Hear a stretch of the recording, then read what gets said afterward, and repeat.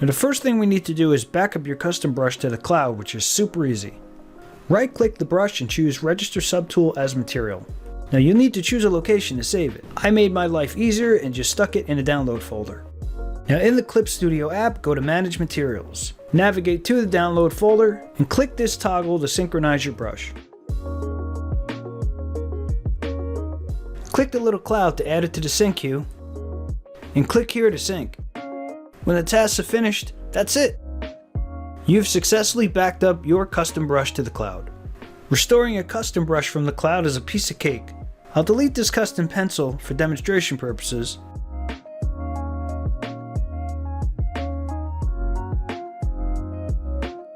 Navigate to your Material subtool and to whichever folder you sync that brush to.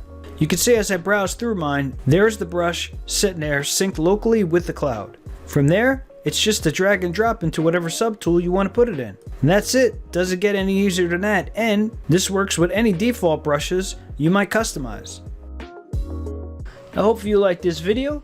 If you like knocking about a bit on this channel, you can check out these videos over here, or you can join the Discord and check me out on Twitch. I'll see you guys in the next one.